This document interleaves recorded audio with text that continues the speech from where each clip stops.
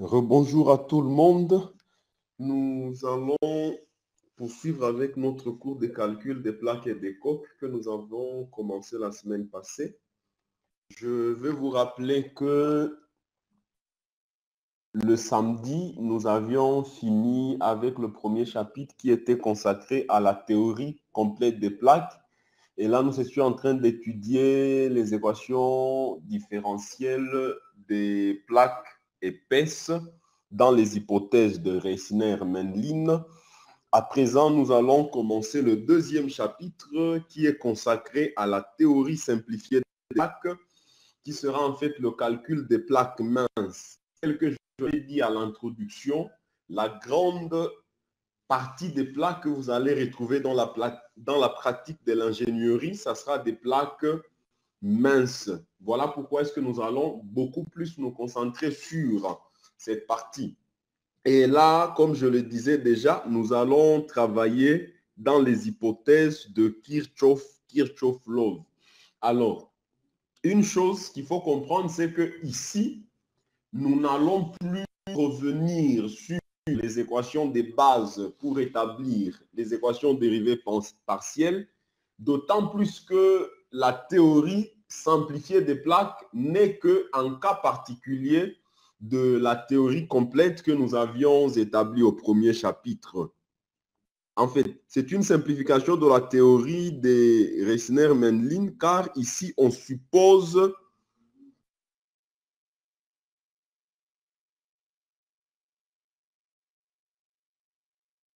C'est une simplification de la théorie de Reissner-Mendlin, car ici, on suppose qu'une normale au feuillet moyen reste plane et normale au cours de la déformation, ce qui implique que dans la description du champ de déplacement, petit u égale à grand U plus x3 fois phi plus oméga porté par les vecteurs perpendiculaires au plan du feuillet moyen, gradient de oméga plus phi égale 0. En fait, le sens physique des gradients de oméga plus phi égale 0, c'est tout simplement que pour ce qui concerne la théorie des plaques minces, nous allons appliquer ce qu'on appelle les hypothèses de Navier-Bernoulli que nous utilisions dans le calcul des poutres. Et selon les hypothèses de Navier-Bernoulli, lorsque vous prenez une poutre qui se déforme en flexion, Bernoulli supposait que les sections planes avant déformation restent planes après déformation. Je vais vous montrer un peu ce qu'est stipule. Bien évidemment, c'est cette hypothèse-là. Ça veut dire lorsque vous avez un morceau de poutre qui va se déformer comme ceci,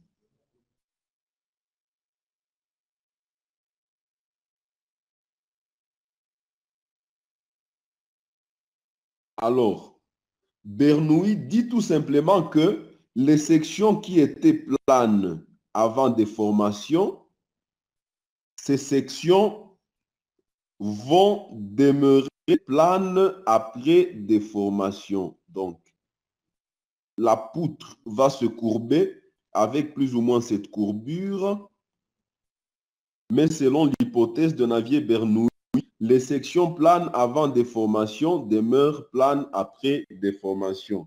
Et cette relation nous permettait d'écrire que la dérivée de la flèche par rapport à x, c'est égal à l'angle de rotation. Ça, c'est en fait l'hypothèse de Navier-Bernoulli que nous allons généraliser pour ce qui concerne le cas de calcul des plaques. Et dans ce cas-là, regardez bien que oméga, c'est ça la flèche, et phi, c'est ça la rotation. Mais ici, nous sommes dans un espace à deux dimensions, ça veut dire dans le plan du feuillet moyen, qui a deux axes, l'axe x1 et l'axe x2. Et à ce moment-là, nous faisons la manipulation des vecteurs. Ce qui était dérivé de v par rapport à x, v étant la flèche, devient gradient de oméga avec gradient de oméga, comme je vous l'avais déjà dit précédemment, c'est égal à oméga dérivé par rapport à x1 plus oméga dérivé par rapport à x2. Ce n'est en fait qu'une correspondance entre Vx. Ça, il s'agit d'une poutre dont les paramètres varient en fonction de l'axe longitudinal de la poutre. Ici, il s'agit de la flèche d'une plaque dont les coordonnées varient en fonction de l'axe, des coordonnées de l'axe x1 et l'axe x2. Alors, là où il y avait Vx, ça devient de oméga, et là où il y avait θ, ça devient plutôt phi, avec ici bien évidemment phi, avec ici bien évidemment phi égale, rappelez-vous, c'est égal, c'est un vecteur θ1, θ2, pardon, dans la direction de x1 et moins θ1. J'ai longuement expliqué pourquoi est-ce que dans la direction de x1, nous avons θ2, tandis que dans la direction de x1, disons dans la direction de x1, nous avons θ2, tandis que dans la direction de x2, nous avons moins θ2. Et donc, c'est ça l'élément le plus important qui va faire la grande différence entre la théorie simplifiée des plaques minces et la théorie complète des plaques épaisses que nous venons d'établir dans les chapitres précédents. Alors, la conséquence directe de cette formule, c'est que vous allez vous rappeler que nous avions écrit que T était égal à E et H divisé par 2 fois 1.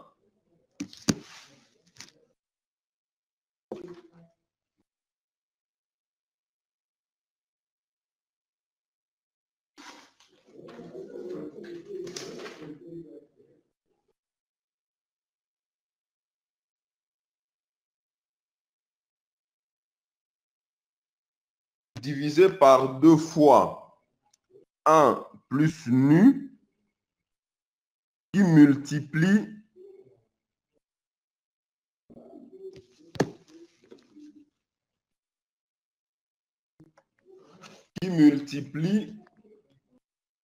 des phi plus gradient de oméga. Or, en vertu des hypothèses de Navier-Bernoulli selon lesquelles les sections planes avant déformation vont demeurer planes après déformation, nous pouvons remarquer que nous avions dit que cette hypothèse veut dire tout simplement que phi plus gradient de oméga égale à 0. Et si phi plus gradient de oméga égale à 0, cela veut dire tout simplement que t sera alors égal à 0. Et donc, cela veut dire tout simplement que pour ce qui concerne la plaque mince, dans les hypothèses de Kirchhoff-Love, nous allons avoir que les efforts des cisaillements transverses seront plus ou moins égales à 0. En fait, ce n'est pas que c'est égal à 0, ça tend vers 0 et à ce moment-là, on peut donc négliger l'effet du glissement transverse. Et ça, c'est une grande simplification par rapport à la théorie des plaques minces.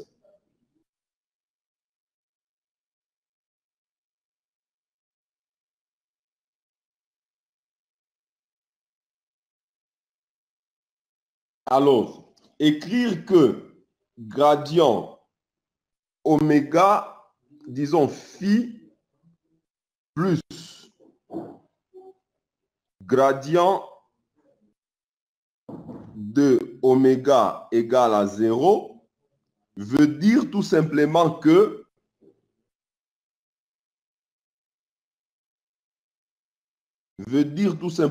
nous aurons phi dérivé, non, pardon, veut dire tout simplement que nous aurons phi 1 plus oméga 1 égale à 0 et que phi 2 plus oméga 2 égale à 0.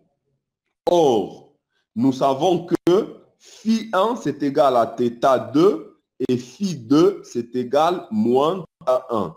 Et donc, écrire que phi1 plus oméga dérivé par rapport à x1 égale à 0 veut dire tout simplement que nous avons oméga dérivé par rapport à x1 plus θ2 égale à 0.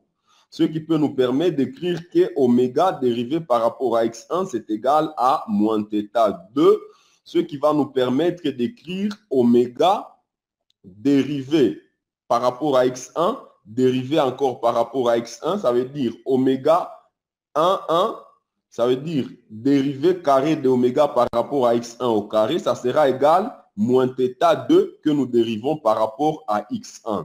Aussi, si vous dérivez oméga par rapport à x1 par rapport à x2, ça sera moins dérivé de θ2, moins dérivé de θ2 par rapport à x2.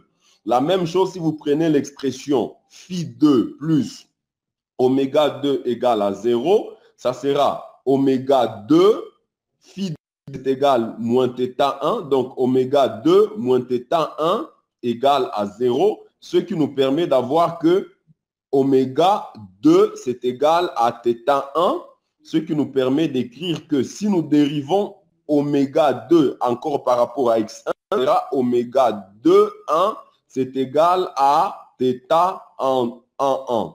Alors, si nous prenons alors dérivée de oméga par rapport à x2 encore par rapport à x2, ça sera alors θ1 dérivé par rapport à x2. Alors, dans ce cas-là, le tenseur de courbure qui est égal θ2, 1, θ2, 2 moins θ1, 1 divisé par 2, θ2, 2 moins θ1, 1 divisé par 2 et moins θ1, 2 sera tout simplement égal. Nous remplaçons θ2, 1 par sa valeur qui est ici, θ2, 1 qui est ici, θ2, 1. Ici, c'est moins θ2, 1. Ça sera donc moins oméga 1, 1. Nous prenons θ2, 2 qui est ici. Ça sera moins oméga 1, 2. Moins θ1, 1 qui est ici. Ça sera donc moins oméga 2, 1. Le tout divisé par 2. Nous avons le même terme ici. Et en fin de compte, prendre moins θ1, 2 égale tout simplement, regardez bien, θ1, 2, c'est égal moins oméga 2, 2. Et donc, puisqu'en mathématiques, vous savez que oméga 1, 2 égale à oméga 2, 1, en fait, ça veut dire tout simplement que si vous prenez dérivée carré de oméga par rapport à x1, x2, c'est égal à dérivée carrée de oméga par rapport à x2, x1. Et donc, en vertu de cette relation, on peut donc écrire que oméga 1, 2 égale à oméga 2, 1. Alors, cela nous permet d'écrire, d'avoir que les tenseurs de courbure sera égal à mon oméga 1, 1. Ici, c'était mon oméga 1, 2 moins oméga 2, 1 divisé par 2, ce qui va donner moins 2 oméga 1, 2 divisé par 2, qui n'est rien d'autre que moins oméga 1, 2. Ici, ça sera encore mon oméga 2, 1, qui est encore la même chose que mon oméga 1, 1, 2. Et en fin de compte, ici, nous avons moins oméga 2, 2. Et donc, vous pouvez vous rendre compte que dans la notation indicielle, vous pouvez écrire que KIJ, c'est égal à moins oméga IJ. En fait, regardez très bien, si vous prenez K11, ça sera moins oméga 11. Vous remplacez I par 1 et J par 1. Quand vous prenez K12, ça sera tout simplement moins oméga 12. Ça veut dire que vous prenez moins oméga IJ ou vous remplacez I par 1 et J par 2. Quand vous prenez K21, c'est égal moins oméga 21. Bien évidemment, étant le fait que vous remplacez dans moins oméga IJ, I par 2 et J par 1. Et quand vous prenez K22, ça sera tout simplement moins oméga 22. Et donc ici, une simplification très importante que nous venons d'avoir suite juste à l'hypothèse de Navier-Bernoulli, c'est que le terme de courbure est exprimé uniquement en fonction des dérivés de la flèche, ce qui facilite l'établissement de l'équation différentielle de la plaque par opposition à la théorie de Reissner-Mendlin. Alors, une particularité de cette théorie, c'est que par rapport à la théorie précédente que nous venons de poser dans le premier chapitre, nous avions compris que nous avions vu ou observé que dans toutes les équations, il y avait les expressions de U, les expressions de oméga, ainsi que les expressions de θ. Ce qui n'a pas en fait facilité le traitement des équations pour trouver la solution ou les expressions des inconnues principales. Tandis que ici, nous avons presque toutes les variables cinématiques exprimées en fonction de oméga, et cela sera un avantage, un très grand avantage. Alors ici, pour ce qui concerne les variables cinématiques associées avec la définition des efforts intérieurs, rappelez-vous, U11 à U11 correspondait N11 qui est égal à l'intégrale sur l'épaisseur des sigma 11 de D3. Ici, c'était à θ 2, θ 2,1 qui correspondait M11 qui est égal à l'intégrale sur l'épaisseur des sigma 11 x3 d dx3. Mais ici, nous venons d'établir que θ 2,1, ce n'est rien d'autre que moins oméga 1,1. Ici, c'était U22 auquel correspondait N22 égale intégrale sur l'épaisseur des sigma 22 d dx3. Nous avions que pour ce qui concerne M22, la courbure correspondante, c'était moins θ 1,2. Or, nous venons d'établir que mon θ 1,2 n'est rien d'autre que moins oméga 2,2. Et donc, à moins oméga 2,2 correspond M22. Et ici, nous avons U1,2 plus U2,1, le tout divisé par 2, auquel va correspondre N1,2 égale N2,1 égale intégrale sur l'épaisseur des sigma 1,2 d dx3. Et en fin de compte, à moins oméga 1,2 va correspondre M1,2 égale intégrale sur l'épaisseur des sigma 1,2 x3 d dx3. Bien évidemment, ici, c'était θ 2,2 moins θ 1,1, le tout divisé par 2 que nous avions calculé qui était égal à moins oméga 1,2. Et donc, vous voyez que par rapport aux variables cinématiques, nous n'avons maintenant ici que les U et les oméga.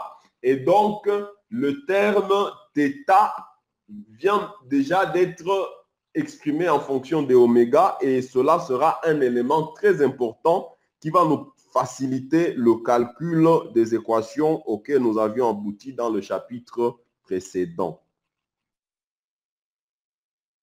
Alors, ici maintenant, si nous reprenons l'application du théorème des travaux virtuels pour l'équation d'équilibre, nous venons d'établir que l'effet du cisaillement transverse est négligeable, on peut l'assimiler donc à 0.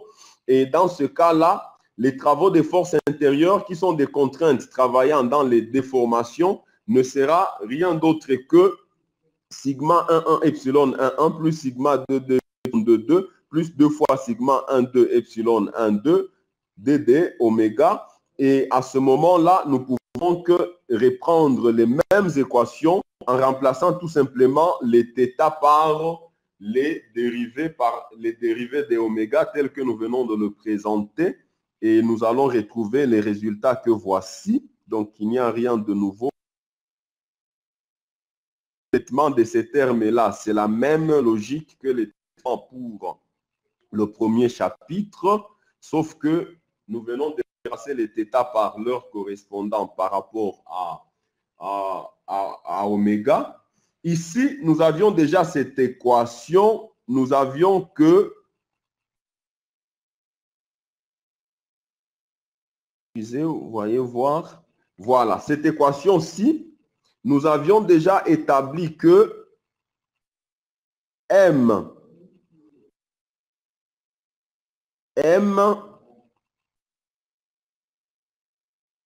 est égal à E fois H au cube divisé par 12 fois 1 moins nu au carré qui multiplie 1 nu 0 nu 1 0 enfin 0 0 1 moins nu qui multiplie le vecteur, pardon, je vais reprendre. Donc, j'avais déjà établi que M11, M22 et M12 était égal à le, pardon, était égal à E fois H au cube divisé par 12 fois 1 moins nu au carré qui multiplie la matrice 1 nu 0 nu 1 0 0 0 1 moins nu, le tout qui multiplie θ 2 1 moins θ 1 2 et en fin de compte θ 2 2 moins θ 1 1 les tout divisé par 2.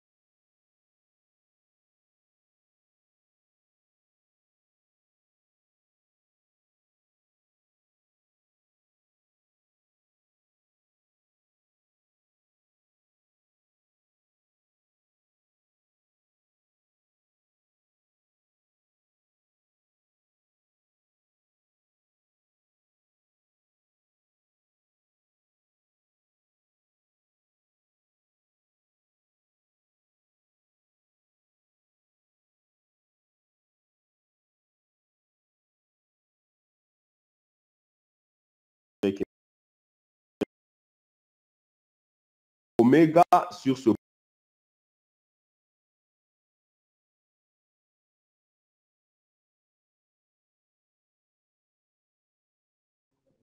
dérivé quatrième d'oméga par l'avantage, c'est que maintenant, là, nous venons de trouver une équation.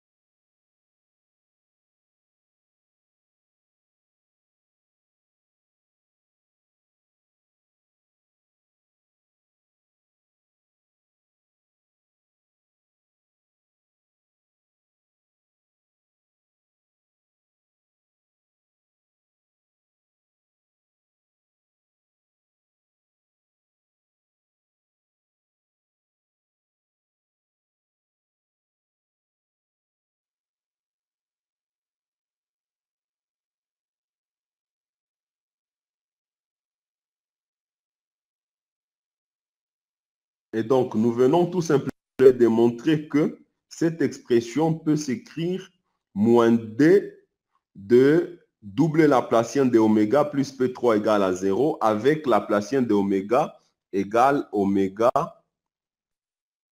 avec Laplacien de oméga égale oméga II.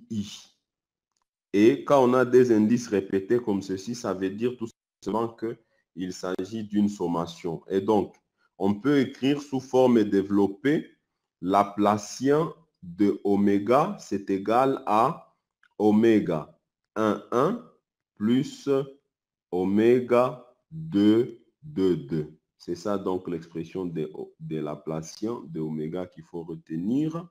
Et donc, qui peut s'écrire encore dérivé carré de oméga par rapport à x carré plus dérivé carré de oméga par rapport à x2 au carré. Donc, par rapport à x1 carré, par rapport à x2 au carré.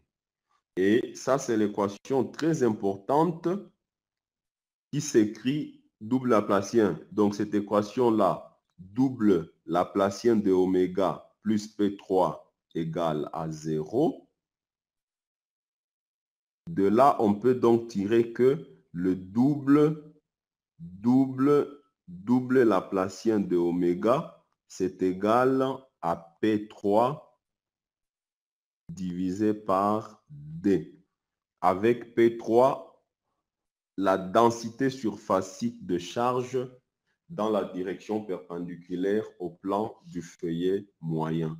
Et cette équation-là, double Laplacien de oméga, qui peut s'écrire comme ceci.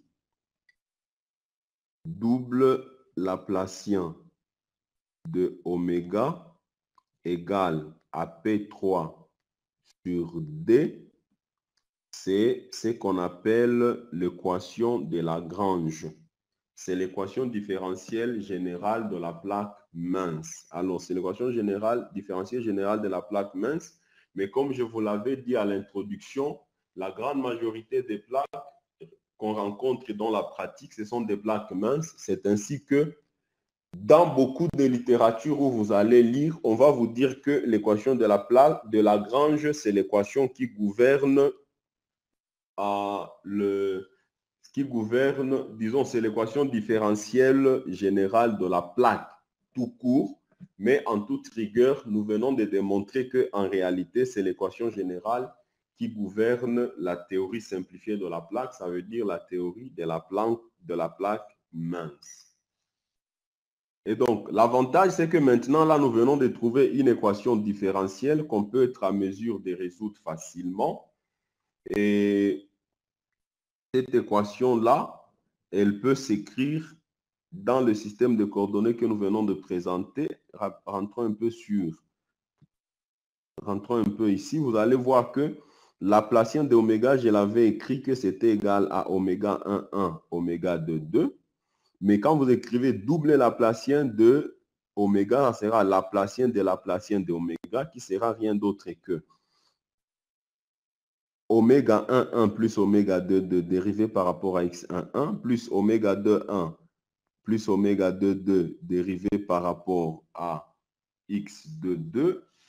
Alors, cela va s'écrire donc oméga 1, 1, 1, 1, 1 plus oméga 2, 2, 1, 1 plus oméga 1, 1, 2, 2 plus oméga, pardon, ici il y a une petite erreur. Là, ça doit être encore oméga 1, 1 et non oméga 2, 1. Alors, ça va s'écrire oméga 1, 1, 1, 1 plus oméga 2, 2, 1, 1 plus oméga 1, 1, 2, 2 plus oméga 2, 2, 2, 2 qui sera égal oméga 1, 1, 1, 1.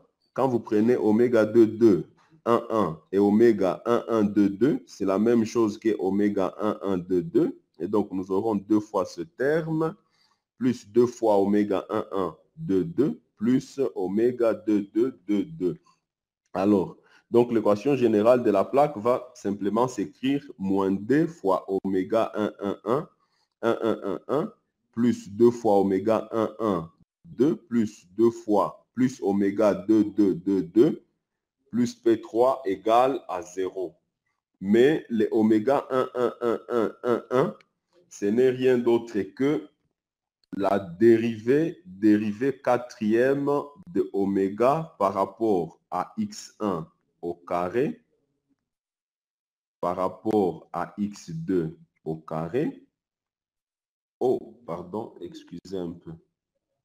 Donc, je disais oméga 1, 1, 1, donc 4 fois. C'est la dérivée quatrième de oméga par rapport à x1 exposant 4. Tandis que oméga 2, 2, 2, 2, ce n'est rien d'autre que dérivée quatrième de oméga par rapport à x2 exposant 4. Aussi, quand vous avez le terme oméga 1, 2, 1, 1, pardon, 2, 2, ce n'est rien d'autre que dérivée quatrième de oméga par rapport à x1 au carré, x1 au carré, x2 au carré. Et donc, cette expression-ci, cette expression Laplacien, cette expression moins d oméga 1, 1 plus 2 fois oméga 1, 1, 1, 2, 2 plus oméga 2, 2, 2, 2 plus P3 égale à 0 peut s'écrire tout simplement comme ceci. Dérivée quatrième de oméga par rapport à x exposant 4. Ici, on entre dans un autre système de notation d'axe où on considère que x1 égale à x et que x2 égale à y, qui est en fait la notation générale en mathématiques. Ils auront dérivée quatrième d'oméga par rapport à x exposant 4 plus 2 fois dérivée quatrième d'oméga par rapport à x carré par rapport à y carré plus dérivée quatrième d'oméga par rapport à y exposant 4 égale à P3 sur D. Alors, les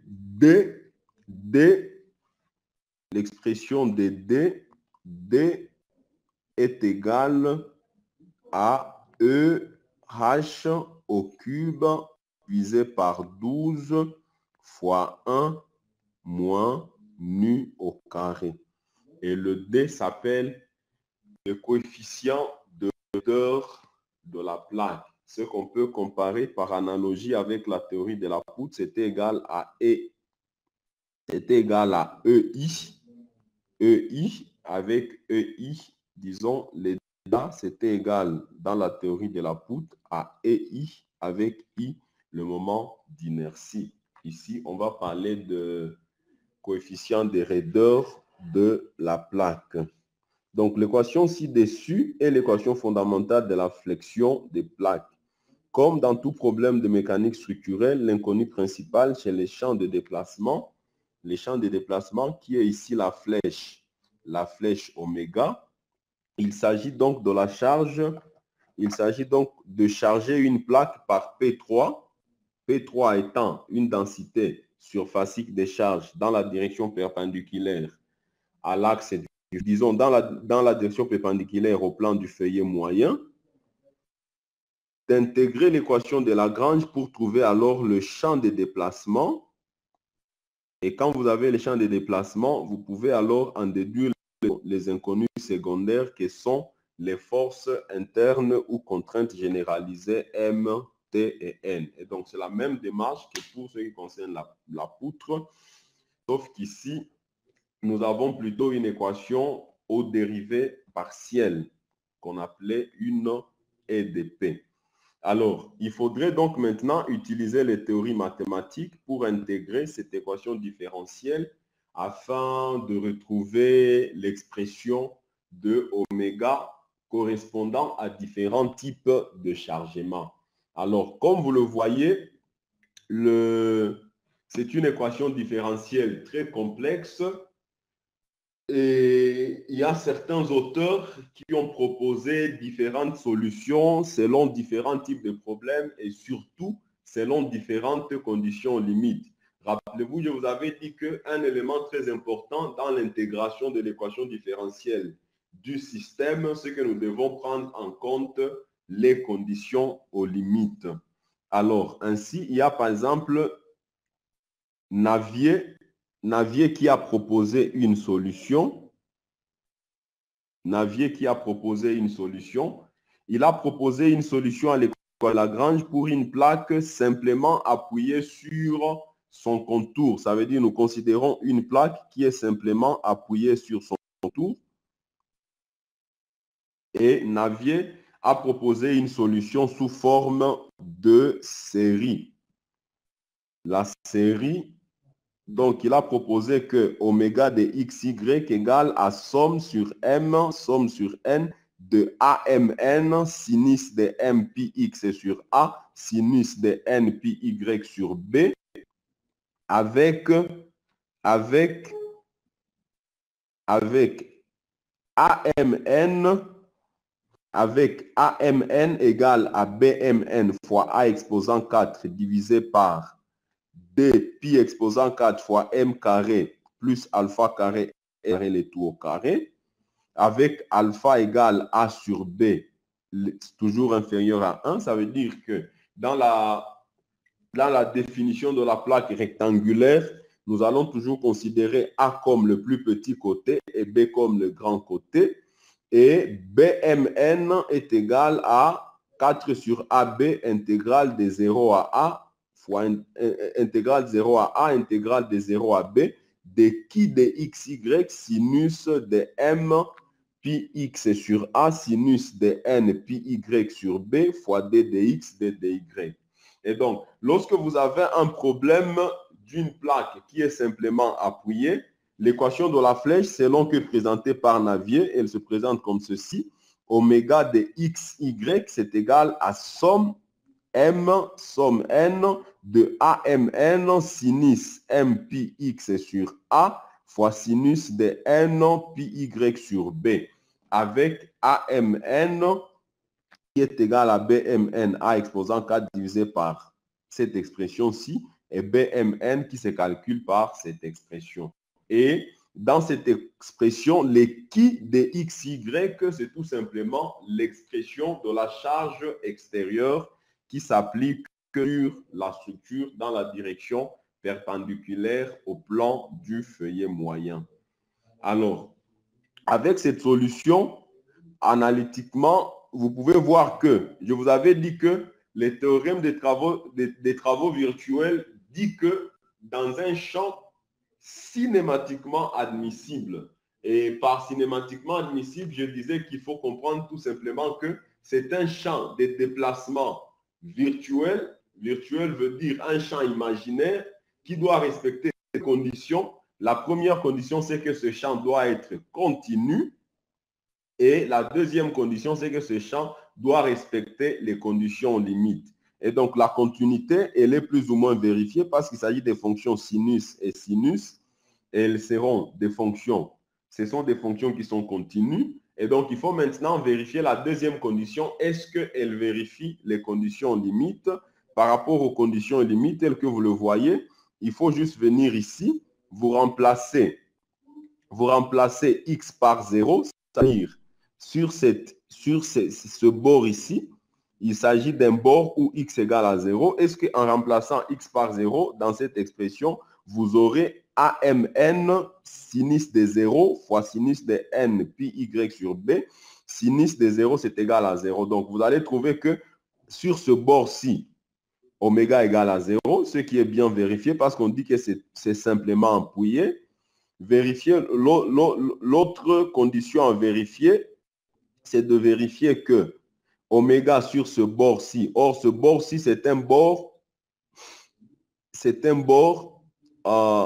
y égale à 0. Donc, si disons y égale à b, quand vous venez ici, vous remplacez y par b, vous aurez sinus de n pi fois b sur b, ce qui va donner sinus de n pi, et sinus de n pi, c'est égal à 0 pour tout n, avec n entier naturel. Et donc, vous aurez que oméga, sur ce point-là, il est aussi, disons, sur ce bord, il est aussi 0. Prenons maintenant ce bord ici, le bord où en x égale à 0, nous remplaçons ici x par 0, nous aurons 0. L'autre bord, c'est le bord où x égale à a. Si vous remplacez ici par a, vous aurez sinus de n pi a sur a qui sera sinus de n pi qui sera égal à 0. Et donc, nous venons de démontrer que les conditions, cette flèche respecte les conditions aux limites, et donc le champ de déplacement proposé par Navier est bien évidemment un champ de déplacement cinématiquement admissible. Cinématiquement admissible. Alors, dans la solution de Navier telle que nous l'avions démontré, ça c'est égal à cela. Maintenant, une fois que nous avons déjà retrouvé l'expression de la flèche, il faudrait aussi que nous puissions retrouver l'expression des efforts tranchants ainsi que des réactions d'appui. d'après les relations que nous avions établies, ces relations, si nous avions déjà établi que M11 égale à moins D fois oméga 11 plus nu oméga de 2. Donc, ces relations, nous les avions établies précédemment. M12, disons M22, c'était égal à moins D fois oméga de 2 plus nu oméga 11 et M12, c'était égal à moins D fois 1 moins nu fois oméga 12. Et donc, si nous quittons seulement les systèmes d'axe X1, X2 vers le système d'axe XY, et nous aurons donc ces relations MXX égale moins D fois oméga XX plus nu oméga YY, MYY égale moins D fois nu oméga XX plus oméga YY, et MXX égale moins D fois 1 moins nu fois oméga XY. Les efforts tranchants s'écrivaient comme la divergence de M et sous forme indicielle, c'est TI égale à MIK dérivé par rapport à K, ce qui n'est rien d'autre que MXX dérivé par rapport à X plus MXY dérivé par rapport à Y. Ça va donc donner moins D oméga dérivé troisième de oméga par rapport à X plus dérivé de oméga par rapport à x en y. Ici, nous remplaçons juste mxx par sa valeur et mxy par sa valeur. Pour ce qui concerne les réactions d'appui, ici, donc, ty aussi, c'est la même chose. C'est égal à myxx plus myy selon cette notation indicielle. Et là, nous aurons moins d fois oméga xyx plus oméga yyyy. Et les réactions d'appui, c'est tout simplement en fonction de l'équation d'équilibre, on peut donc écrire que les réactions d'appui c'est égal à plus ou moins Tx plus Mxyy pour x égale 0 et x égale à A, et Ry égale à Tx ou moins Ty plus Mxy, x c'est égal à cette expression-ci avec y égale 0 et y égale à b, et x compris entre 0 et a. Donc, les réactions ry se retrouvent comme ceci et les réactions rx se retrouvent comme ceci. Et donc, avec un problème de plaque mince, il suffit d'avoir le chargement extérieur, et avec le chargement extérieur, nous venons d'établir l'équation de la flèche qui nous a été donnée par Navier, qui nous a été proposée par Navier avec les différents paramètres intervenant dans la formule. Nous venons d'établir l'expression des moments et nous venons d'établir les expressions des efforts tranchants ainsi que des réactions d'appui. Alors, je vais y revenir encore une fois. Vous allez mieux comprendre lorsque nous allons passer à la phase des exercices. Donc, après cette solution de Navier, nous allons faire quelques exercices. Nous prenons d'abord une petite pause pour cette session.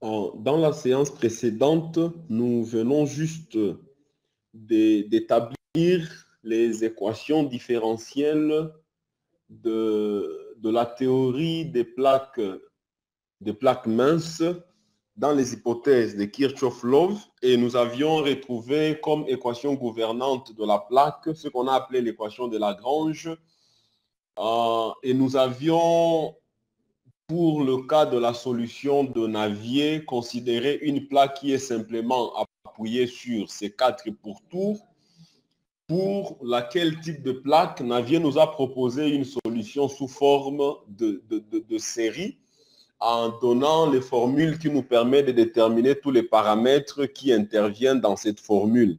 Maintenant, nous voulons traiter un premier exercice sur ces calculs-là par la méthode de Navier. Et donc, ici, nous avons, comme vous le voyez, nous avons une plaque rectangulaire, simplement appuyée sur tout son pourtour et qui est chargée par une calotte sinusoïdale. Ça veut dire une calotte où les chargements dans la direction de X varient d'une manière sinusoïdale, de même que dans la direction de Y.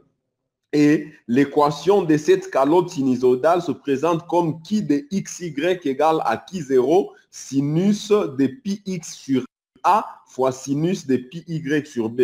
Vous pouvez donc bien remarquer qu'il s'agit d'une calotte sinusoïdale qui présente comme valeur maximale au centre pi 0. En fait, le centre aura comme coordonnées A sur 2, B sur 2. Et donc, si vous remplacez x par a sur 2 et y par b sur 2 dans la formule de qui de xy, vous aurez donc qui de a sur 2, b sur 2 sera égal à qui 0 fois sinus de pi a sur 2a qui sera rien d'autre que sinus de pi sur 2 fois sinus de pi b sur 2b qui sera rien d'autre que sinus de pi sur 2. Et donc, vous aurez qui de xy au niveau du centre, ça sera qui 0 multiplié par sinus de pi demi fois sinus de pi demi, alors que sinus de pi demi, ce n'est rien d'autre que 1. Et donc, au centre, la charge est égale à qui 0 et aux extrémités,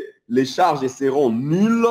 Et au niveau de la plaque, la charge va varier d'une manière sinusoïdale entre les différentes extrémités. Et donc, c'est ça le type de chargement. Et on nous demande de déterminer le champ de déplacement oméga, les efforts internes ainsi que les réactions d'appui. Alors, pour être à mesure de calculer, nous allons ici appliquer juste la formule de Navier. Et Navier nous a dit que oméga de xy peut s'écrire sous la forme de somme sur m fois somme sur n de am n sinus de n pi x sur a fois sinus de n pi y sur b avec bien évidemment la formule de avec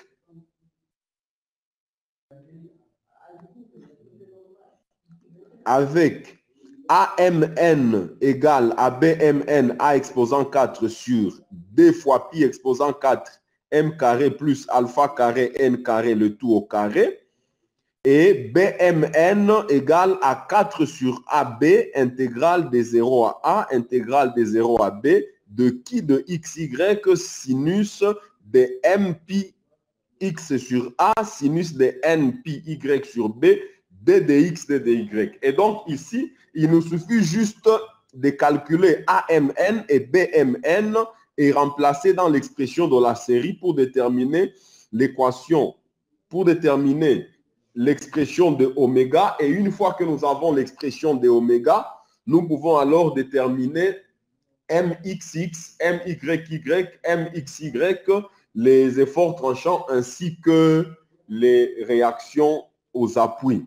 Et donc, maintenant, le premier terme que nous allons calculer, c'est l'expression de BMN qui est donnée par intégrale de 4 sur AB. Disons, ça sera 4 sur AB multiplié par intégrale de 0 à A, intégrale de 0 à B, de qui de XY fois sinus de MPX sur A fois sinus de NPY sur B, les tout multipliés par D de X, D de Y.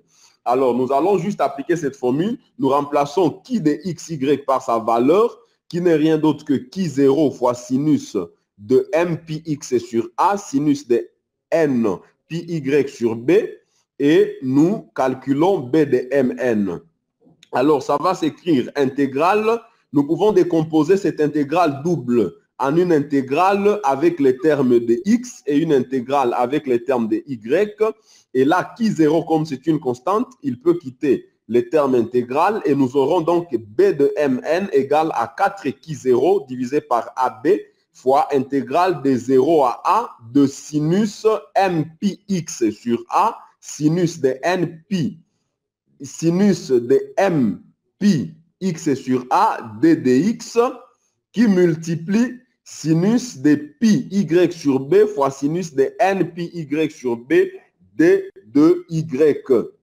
Alors, pour calculer cette intégrale, c'est facile. Il suffit juste de considérer que lorsque vous avez sinus de A fois sinus de B, c'est égal en fait à 1/2 de cosinus de A moins B moins cosinus de A plus B. Cosinus de A plus B. Et donc, nous pouvons tout simplement appliquer cette formule à ce niveau-ci pour avoir 4 qui 0 sur AB fois intégrale de 0 à A, sinus de pi x sur A multiplié par sinus de m pi x sur A, ça sera rien d'autre que cosinus de A plus B divisé par 2, et ici c'est A moins B divisé par 2. Et donc ça va nous donner moins 1/2 cosinus de pi sur A, pi x sur A, plus m pi x sur A, et là on peut mettre pi sur A en évidence, on aura pi sur A fois 1 plus m fois x moins cosinus de pi sur A fois 1 moins m fois x de dx fois intégrale de 0 à b. Là nous appliquons la même formule et nous aurons moins 1/2 cosinus de pi sur b fois 1 plus n fois y moins cosinus de pi sur b fois 1 moins n fois y de dy. Alors, pour 1 moins n différent de 0 et 1 plus m différent de 0, cela va donner tout simplement, vous savez que l'intégrale de cosinus de ax d dx, ce n'est rien d'autre que sinus de ax divisé par a.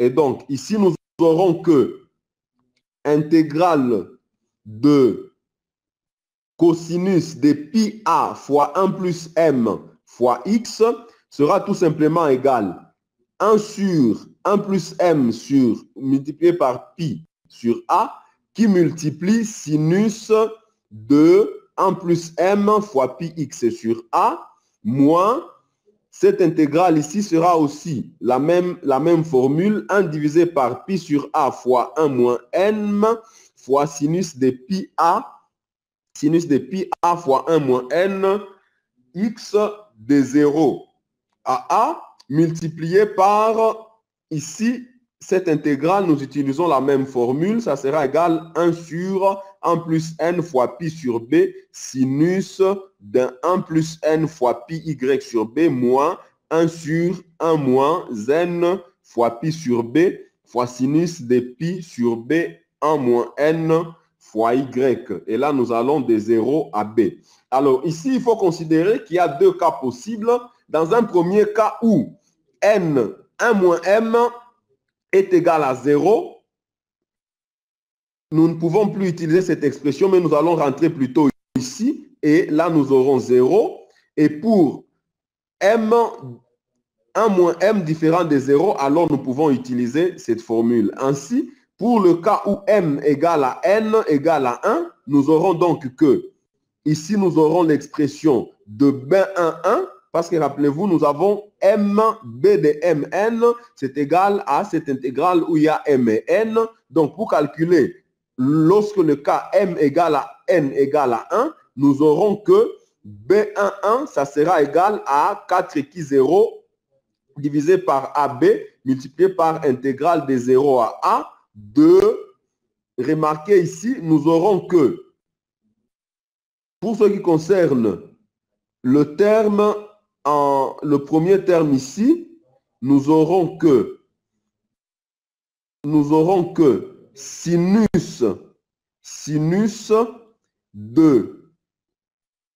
de 1 moins m, disons cosinus de 1 moins m d dx, lorsque m est égal à 1, ça sera égal à cosinus de pi sur a multiplié par 0x, ce qui sera cosinus de 0, qui n'est rien d'autre que 1. Tandis qu'ici, nous aurons cosinus de pi sur a fois 1 plus 1, qui sera cosinus de 2pi sur a, x, qui sera aussi égal à cosinus de 2pi sur a fois x. Et donc, nous aurons ici intégrale de 0 à a, 2 moins 1 demi, cosinus de 2pi sur a fois x. 2pi sur a fois x, c'est tout simplement ce terme où on remplace m par 1. Et ici, ça sera cosinus de pi demi fois 0, qui sera cosinus de 0, qui n'est rien d'autre que 1. Nous avons donc ceci. Ici, pour ce qui concerne la deuxième intégrale, nous remplaçons aussi n par 1 et nous retrouvons cette expression-ci. Alors, une fois que nous intégrons cette expression, nous aurons qui 0 sur AB qui multiplie alors cette intégrale-ci de cosinus 2pi ax moins 1. Lorsque vous intégrez cosinus 2pi ax, ça sera 1 sur, donc, intégrale de cosinus de 2pi x sur a, ça sera égal à a sur 2pi fois sinus de 2pi x sur a. Mais comme l'intégrale va de 0 à a, ce terme sinus de 2pi fois 0, ça sera 0. Sinus de 2pi a sur a, ça sera sinus de 2pi qui sera égal à 0. Et donc, l'intégrale de ce terme va donner 0. Tandis que lorsque vous intégrez 1, vous aurez x. Et là, vous aurez de 0 à a. Et lorsque vous prenez moins x de 0 à a, ça va donner rien d'autre que moins a. Et donc, ici, nous aurons que cette intégrale va donner 4 qui 0 sur AB multiplié par moins 1 demi fois moins 1 demi qui sera 1 quart. Donc, avec le 4, les 1 quart multipliés par 4, ils vont partir et nous restons avec qui 0 divisé par AB. Et là, nous aurons cette intégrale-ci qui va donner a sur 2pi fois sinus de 2pi x moins x de 0 à a. Et ici, ça sera b sur 2pi fois sinus de 2pi y moins y intégrale de 0 à b. Ce qui va donner qui 0 sur AB multiplié par cette intégrale, disons, cette fonction-ci de 0 à a, ça sera 0. Cette fonction-ci de 0 à b, ça sera égal à 0. Nous aurons donc qui 0 sur AB multiplié par moins A multiplié par moins B. Et donc, nous allons avoir que B11 est égal plus ou moins à qui 0. Parce que tel que vous le voyez, c'est qui 0 sur AB multiplié par AB. Et donc, on peut simplifier par AB et on a que B11 égale à qui 0. Par contre, si vous prenez le cas où M est différent d'un 1 et N est différent d'un 1, cette intégrale peut s'évaluer avec cette formule. Or, quand vous évaluez cette intégrale avec cette formule, vous allez voir que ici, nous avons sinus de 1 plus m fois pi x sur a. Ici, c'est sinus pi sur a fois 1 moins n x de 0 à a. Lorsque vous remplacez avec a, vous aurez ici sinus de 1 plus m de pi a sur a, ce qui sera sinus de 1 plus n fois pi, qui n'est rien d'autre que 0. Ici aussi, ça sera sinus de 1 moins m fois pi, qui sera aussi 0. Ici, la même chose, lorsque vous remplacez, vous allez de 0 à b. Par rapport à tous ces sinus, ça sera sinus de 1 plus n fois pi, qui sera 0. Et ici, sinus de 1 moins n fois pi, qui sera égal à 0. Et donc, lorsque m différent de 1 et n différent de 1, nous aurons que bmn sera égal à 0. Et donc, nous venons de retrouver que dans toute la série proposée par Navier, seulement B11 est différent. Seulement B11 est différent de 0 dans les seuls cas où m égale à n égale à 1. Par contre, lorsque m différent de 1 ou n différent de 1, nous avons que bmn est égal à 0. Et donc, dans toute la série de Navier, de l'expression de oméga, nous n'avons que B11 qui est différent de 0 et les autres BMN, dans les autres cas, il est égal à 0. Et donc, toute la série s'est réduite à un seul terme. Et à ce moment-là, nous pouvons donc écrire que B11 égale à qui 0. Nous avions démontré que Mn égale à 0 pour les autres cas. Alors, nous aurons AMN, c'était égal, ça sera alors à A11, qui sera égal à Ki0, qui est B11 multiplié par AK divisé par ceci. Ça, c'est tout simplement une formule. Lorsque M égale à 1 et N égale à 1, avec bien évidemment alpha égale A sur B. Et avec ça, nous pouvons donc tirer que oméga de XY égale, si nous remplaçons toute cette expression par Ki0, ça sera égal à Ki0 fois sinus de pi x sur A fois sinus de pi y sur B. Et donc, vous allez vous rappeler que c'était sinus de m pi x sur A fois sinus de m pi y sur B. Mais dans cette expression, nous remplaçons m par 1 et n par 1. Alors, une fois que nous avons déjà calculé oméga de x, y, nous pouvons donc calculer la dérivée d'oméga par rapport à x. Nous pouvons calculer la dérivée d'oméga par rapport à x carré, la dérivée seconde d'oméga par rapport à x carré. Nous pouvons calculer la dérivée troisième d'oméga par rapport à x au cube. Nous pouvons calculer la dérivée d'oméga par rapport à x, la dérivée d'oméga par rapport à x carré. Nous pouvons calculer la dérivée d'oméga, dérivée carrée d'oméga par rapport à x carré, la dérivée cubique d'oméga par rapport à x, y au carré et la dérivée d'oméga par rapport à x carré y. Alors, avec ces différentes expressions, il suffit juste d'écrire, par exemple, mxx, selon sa formule, c'est égal à moins d fois oméga xx plus nu oméga yy. Et là, nous remplaçons oméga xx et oméga yy par leurs différentes expressions que nous venons de retrouver ici. Et nous aurons donc oméga xx égale à cette expression-ci, qu'on va encore réécrire d'une manière plus correcte et ça va donner en fin de compte cette expression-ci. Alors, par analogie, nous pouvons retrouver que MYY sera égal à cette expression-là. Et avec ça, nous pouvons donc retrouver que MXX, avec sa formule, on retrouve aussi ceci. Et TX, TY, RX, RY. Et une fois que nous avons ces différentes expressions, nous venons donc de trouver l'expression de la flèche, l'expression du moment, ainsi que les expressions des efforts tranchants et des réactions d'appui. Une fois que nous avons ces différentes expressions, nous pouvons donc calculer maintenant les moments maximaux au centre. Il suffit juste de prendre, regardez bien la plaque telle qu'elle se présente. Le centre de la plaque, c'est le centre, c'est le point de coordonnées A sur 2, B sur 2. Ça veut dire le point de coordonnées tel que X égale A sur 2 et B égale à 2. Disons, et Y égale à B sur 2.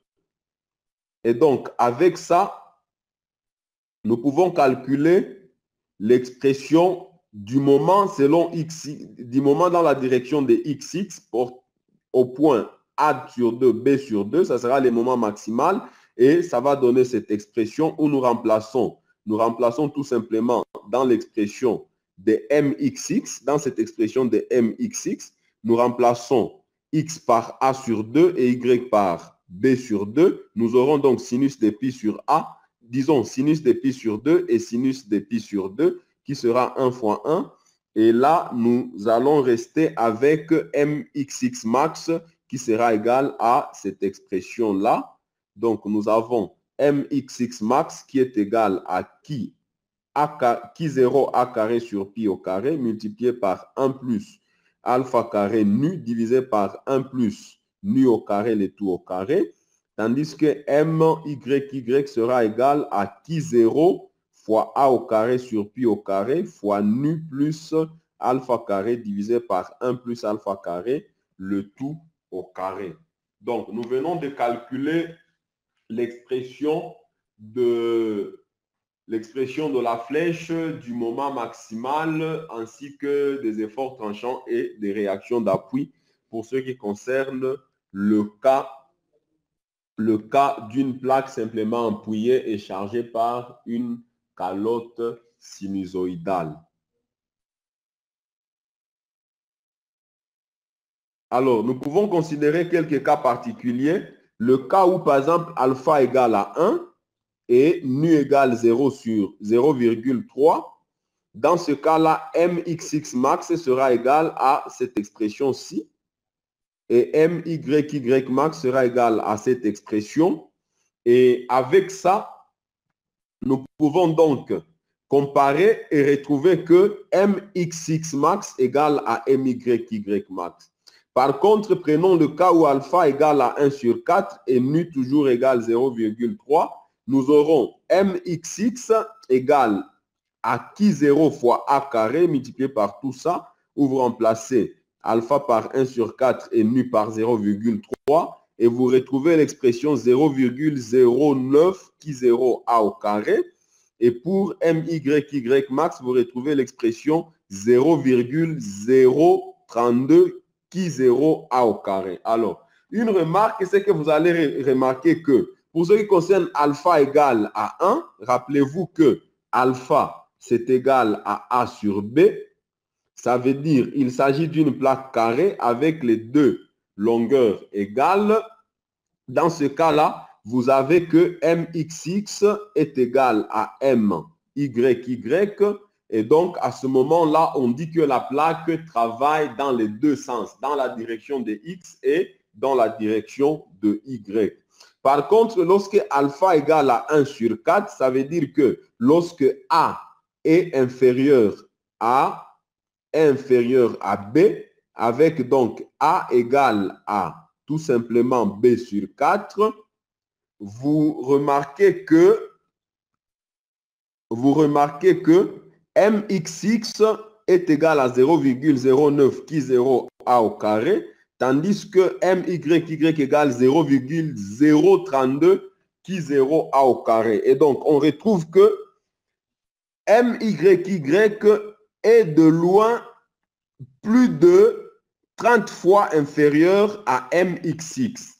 Et donc, dans le cas, par exemple, de calcul des dalles en béton armé, on va dire que la dalle travaille dans un seul sens, dans le sens de X. Et donc, on néglige l'effet de la flexion dans le sens de la grande portée. C'est en vertu, en fait, de ces résultats-là. Et donc, on a dit que lorsque alpha est inférieur à 0,4 en béton armé 1, on vous disait que la dalle travaille dans un seul sens. C'est en vertu de ces résultats-là. En fait, en réalité, MYY n'est pas égal à 0, mais il est de loin inférieur à MXX de telle sorte qu'on peut le négliger.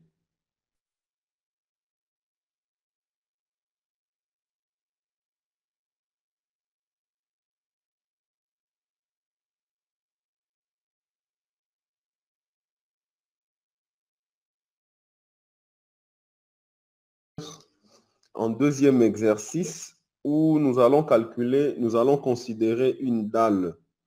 Une dalle simplement appuyée sur ses quatre côtés et supportant une charge uniformément répartie. La dalle peut se présenter comme vous le voyez, ça c'est l'axe des X, ça c'est l'axe des Y. Et en tout point XY de la dalle, nous avons que la charge est constante qui égale à Q0 avec Q0, la charge uniformément répartie, la charge de surface uniformément répartie sur toute la plaque. Alors, à ce moment-là, nous appliquons toujours la formule de Navier-Stokes, la solution en série, avec BMN égale 4 sur AB, intégrale de 0 à A, intégrale de 0 à B, de qui dxy, qui est ici une constante, qui 0, fois sinus de mpx sur A, sinus de npy sur B, fois d dx de dy, ce qui va donner 4 qui 0 divisé par AB, on sort qui de l'intégrale, fois intégrale de 0 à A de sinus de mpx sur A d dx, fois sinus de npy sur b d dy, ce qui va donner 4 qui 0 sur AB, fois, lorsque vous intégrez sinus de mpx sur A d dx, vous allez avoir moins cosinus de mpx sur A, le tout divisé par mp sur A, de 0 à A, fois le cosinus de npy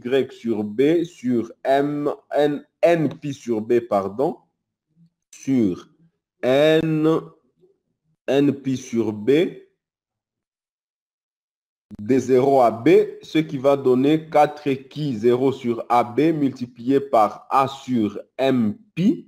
Donc, nous aurons ça, 1 sur MP sur A qui va être A sur MP multiplié par cosinus de MP A sur A qui sera cosinus de MP moins cosinus de 0 qui sera égal à 1.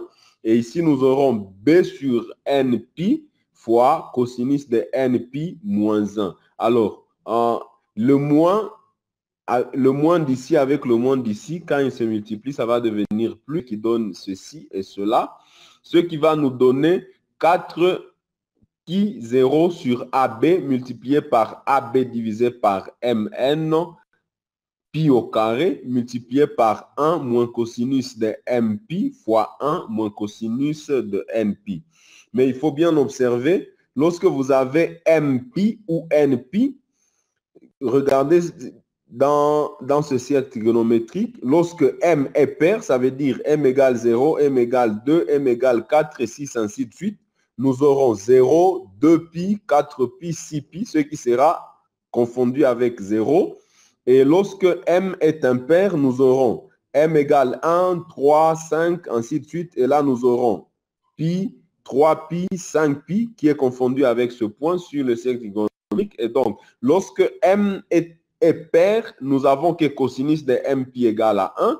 Tandis que lorsque M est impair, nous avons que cosinus de MP égale à moins 1. Et donc, ici, nous allons calculer cette expression en considérant les différents cas. Dans un premier cas où M est pair et dans un deuxième cas où M est impair. Et nous avons donc retrouvé que lorsque M est pair, nous aurons que BMN égale à ceci et cosinus de M pi est égal à 1. Donc, nous aurons 1 moins 1 et ici 1 moins 1. Donc, pour M et N pair, vous allez retrouver que BMN sera égal à 0. Tandis que pour M et N en paire, nous aurons que cosinus de MP sera égal à moins 1 et cosinus de NP sera égal à moins 1. Et donc, nous aurons 4 qui 0 sur AB fois AB sur M, NP au carré, multiplié par 1 plus 1 fois 1 plus 1.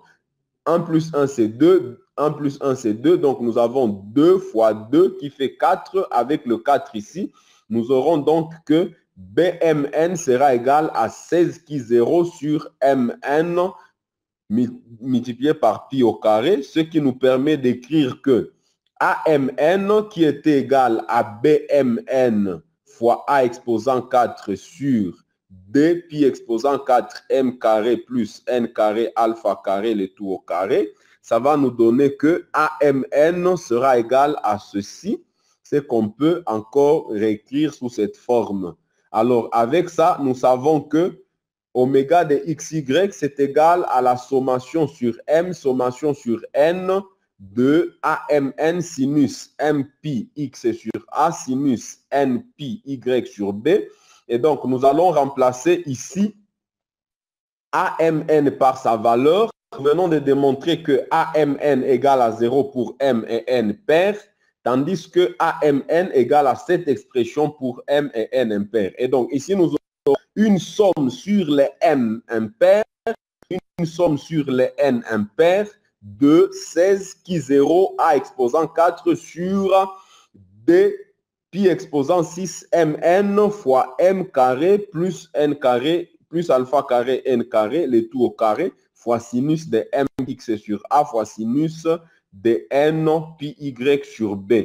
Avec ça donc, nous avons l'expression de xy pour déterminer les expressions des moments, des efforts tranchants ainsi que des réactions d'appui. Il suffit juste de dériver l'expression de oméga et une fois que nous avons les expressions des dérivées de oméga, nous remplaçons dans la formule des moments. Et ici, si vous dérivez oméga par rapport à x deux fois, vous aurez qu'il n'y a que ce terme qui va changer. Lorsque vous allez dériver pour la première fois, vous aurez moins m pi sur a multiplié par, disons, ça sera d'abord m pi sur a multiplié par cosinus m pi x sur a, tandis que la deuxième dérivée, vous aurez encore m pi sur a multiplié par sinus m pi x sur a, mais en moins. C'est ainsi que la dérivée seconde de oméga par rapport à x est toujours la somme sur m impair sur n impair de, nous gardons d'abord ce terme et puis nous prenons moins m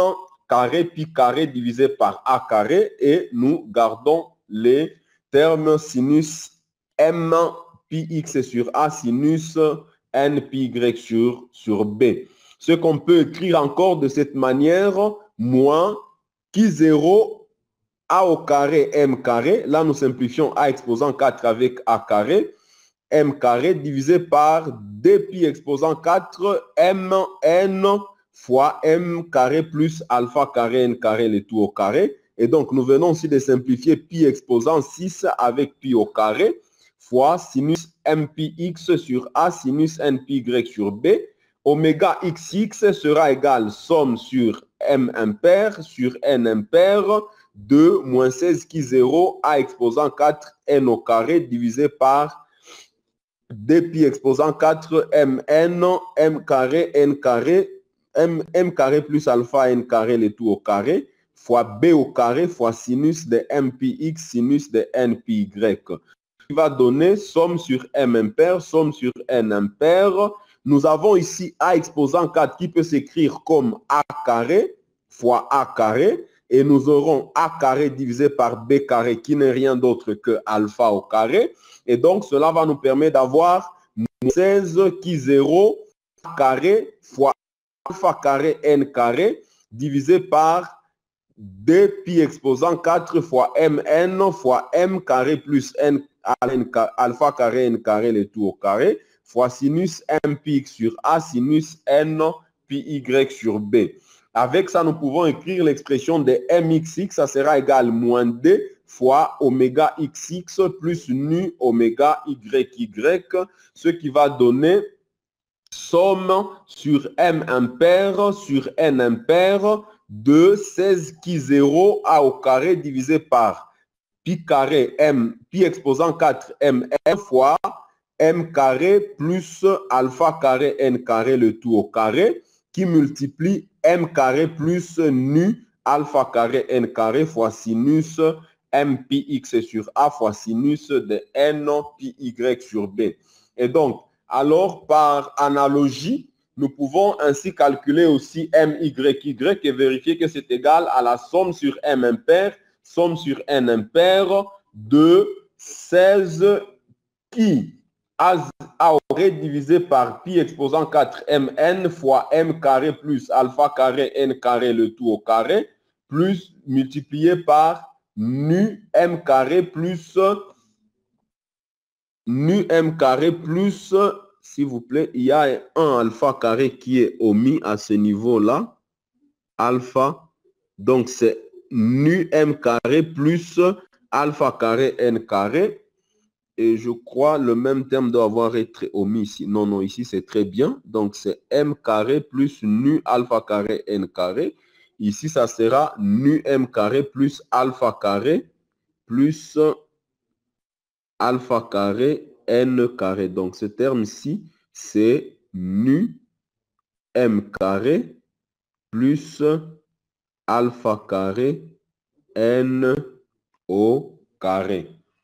Alors, vu que nous avons déjà déterminé les moments M, Y, Y, nous pouvons appliquer les mêmes formules pour déterminer, disons, les formules correspondantes pour déterminer TX, TY, RX en RY. Et une fois que nous avons la flèche, nous avons les moments fléchissants dans tous les deux sens, ainsi que les efforts tranchants et les réactions d'appui. Nous pouvons donc être à mesure de dimensionner la plaque ou, en cas d'espèce, la dalle selon le matériau que nous avons. Alors, le principe, c'est que plus N augmente, plus les termes deviennent de plus en plus petits. Vous voyez bien, il y a 16 qui fois A au carré divisé par pi exposant 6 mn fois m carré plus n carré plus alpha carré n carré le tout au carré. Donc, lorsque N augmente, le terme, le coefficient, il deviendra aussi petit, de telle sorte qu'on peut négliger ces coefficients jusqu'à un certain ordre. Par exemple, on peut développer la série m égale à 9, n égale à 9, et avoir une précision encore très acceptable et des résultats peut-être très bien applicables. Alors, par exemple, en cas d'espèce, lorsque nous venons de trouver notre série, nous avions trouvé que la série, les termes B, Mn étaient différents de 0 pour M et N impairs, alors qu'il était 0 pour M et N pairs. Et donc, pour les premiers termes, nous aurons M égale 1, N égale à 1 et B11 égale à, nous calculons B11 auquel nous faisons correspondre A11, oméga 11, M X, X11, M Y, Y11. Pour les termes précédents, si nous voulons augmenter encore plus de précision, nous prenons plutôt le 4 premiers termes. Et pour cela, nous allons prendre d'abord M égale 1, N égale à 1, M égale 1, N égale 3, M égale 3, N égale 1, M égale 3, N égale à 3. Et nous sommons les différents éléments trouvés. Nous pouvons calculer par exemple les 9 premiers termes. Et dans ce cas, nous allons considérer 1, 3 et 5. Et là, nous aurons M égale 1, N égale 1. M égale 1, N égale 3, M égale 1, N égale 5, M égale 3, N égale 1, M égale 3, N égale 3, M égale 3, N égale 5, ainsi de suite, jusqu'à avoir M égale 5, N égale 5. Et avec les différents couples Mn, vous pouvez déterminer les différents Bmn correspondants. Bien évidemment, avec Bmn correspondant, vous pouvez déterminer Amn correspondant et avec AMN correspondant, vous pouvez calculer les oméga ainsi que les MXX, MYY, TXX, TYY et les réactions d'appui. Et avec ça, nous pouvons par exemple nous limiter à 9 termes et espérer avoir encore une précision très acceptable. C'est ça en fait l'avantage des solutions qui s'éclatent en série comme la solution de Navier. Donc, nous finissons par là encore une fois pour cette séance.